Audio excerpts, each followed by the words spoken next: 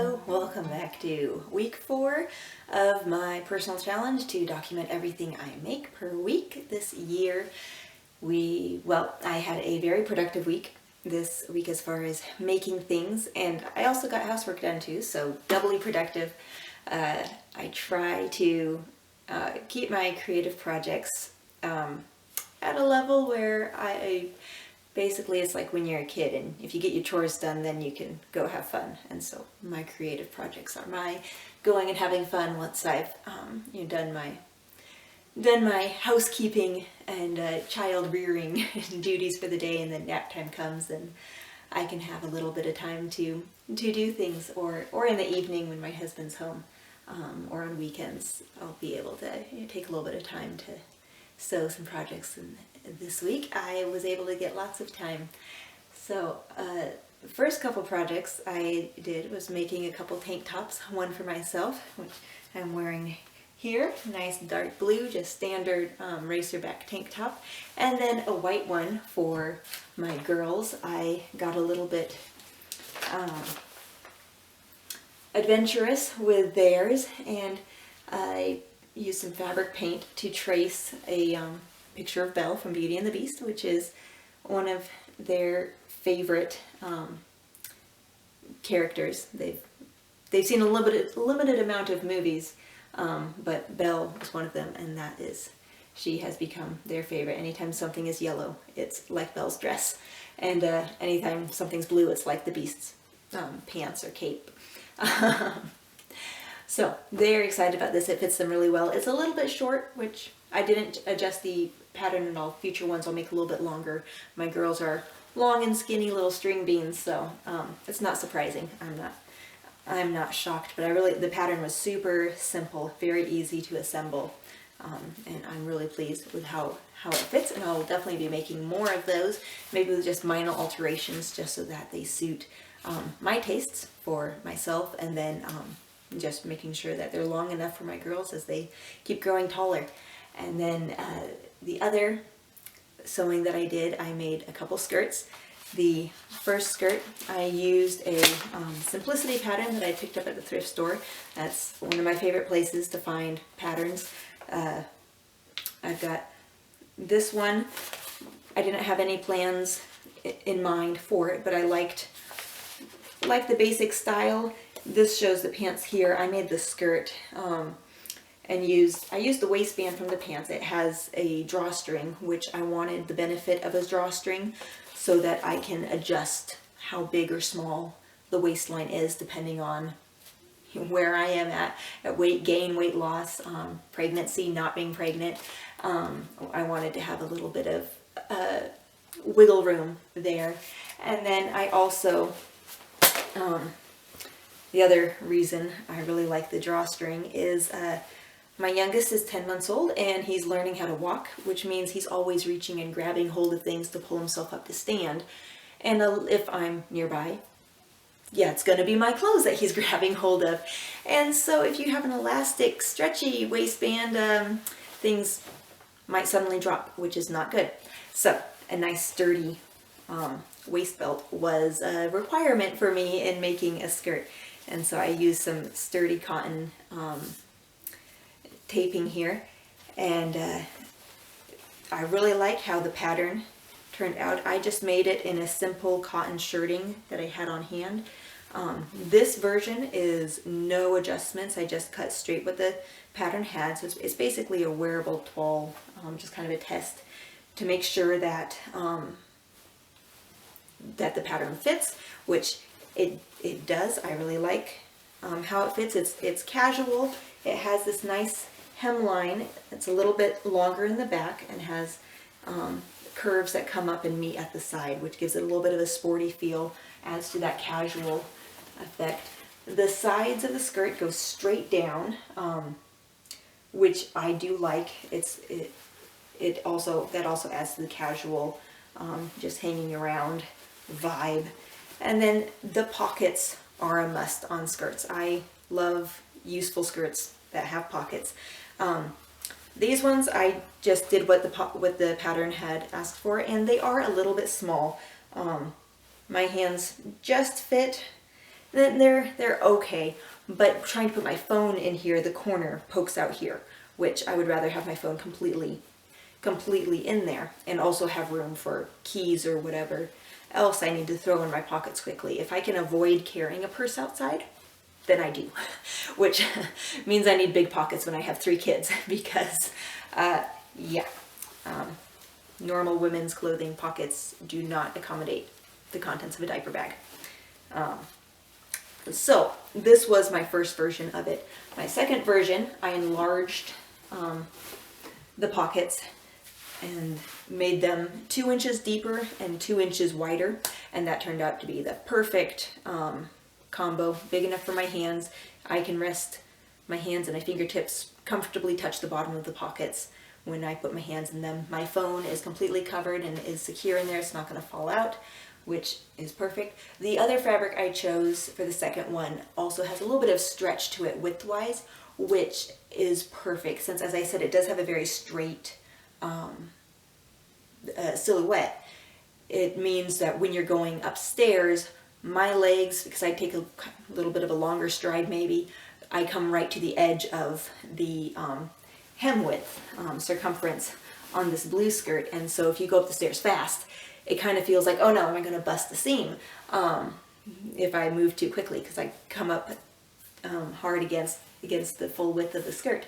So adding a little stretch to the fabric makes it perfect, where I don't notice the skirt hardly at all going upstairs. So the second version I really like, and definitely see myself making this skirt more. I do like the easy assembly. It was very simple to put together, and then I like the style of it where it's casual. I'm still wearing a skirt, which I like to wear skirts, but most of the time I don't wear skirts because most of my skirts don't have pockets or aren't designed to be on your hands and knees crawling around with kids. They're not going to be quite as modest as other ones. This skirt is long. I made it so it just covers my knees, which for me, I prefer that, especially if I'm going to be on my hands and knees. It makes me just feel secure. I'm not going to be showing more skin than I want to. And then, so I have plans to make one in maybe a sweatshirt knit, which right now would be perfect. These two that I made, this one and the brown stretchy one, are both more of a light fabric, which is going to be good for springtime. So in a couple months, I'll be able to get more use out of them. The last thing I made was a little bit of a freehand. I had an idea for this and just kind of went with it. So our kids have lots of stuffed animals and lots of blankets, and usually they just somehow end up everywhere and covered in dog hair because we have dogs. And so I had seen something like this online where they kind of made a beanbag style bag to store everything in. And so you have in here all of their stuffed animals and blankets.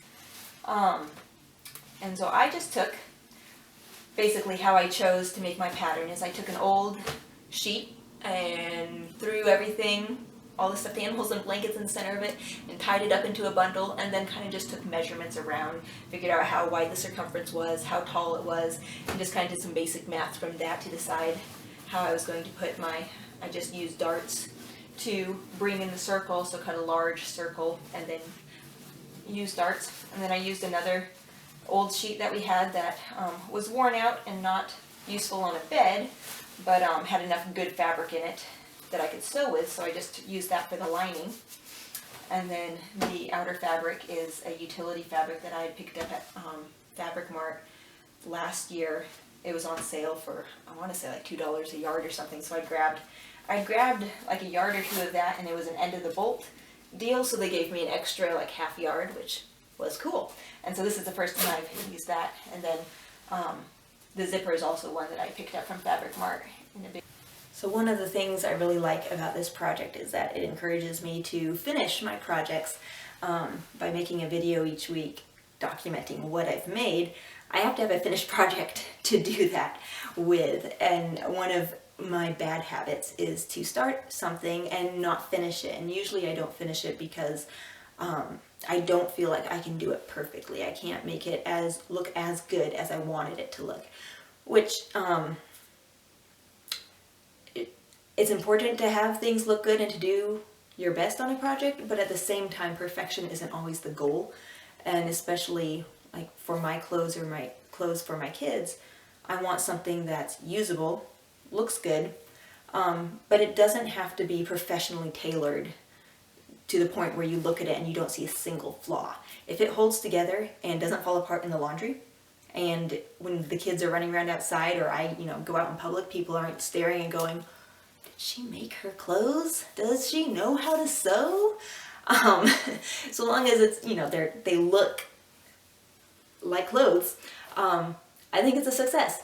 So that's one thing that I've been trying to learn, that I don't need a perfect finished project, but the important thing right now is to finish it and then make note of the lessons that I learn as I go. And each project that I do learn things. With the 2 skirts, I learned how to do hemlines better, because the first one I made some mistakes, and the second one I was able to try some new techniques that changed and bettered how the hem came out.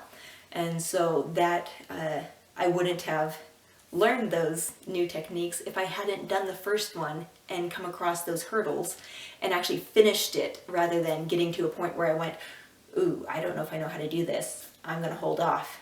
If I had held off until I learned stuff, I wouldn't have learned the lesson as well personally. So I'm excited for that aspect of this project, that it'll push me to finish things, which will make me a better sewer and crafter in whichever hobby that I'm working on. The more I do it, the more practice I'm getting, and that means the better I can do it in the future, because it means I'm learning more lessons and hopefully improving as I learn those lessons. And then it also gives me ways to be more creative, because once I made like the first skirt, then I was thinking, oh, if I make another skirt, what changes can I make? I can make the pockets bigger, I could do this. Do I want to change the length? Do I want to change the waistband? And it makes you start thinking about all these things that you know that you're capable of adjusting on the next one, and you can make the next one even better. But it's a process where if I never finish the first project, then I'm not ever going to learn those things and be able to have that creative flow of seeing the change from this was the first, and then here's down the line kind of my ideal perfect skirt that has all of my perfect little alterations that I've changed. So my goal is to learn to finish projects and to learn from my lessons while I do this. So I hope you will join me with seeking to finish our projects and not necessarily have to have them be perfect in every way.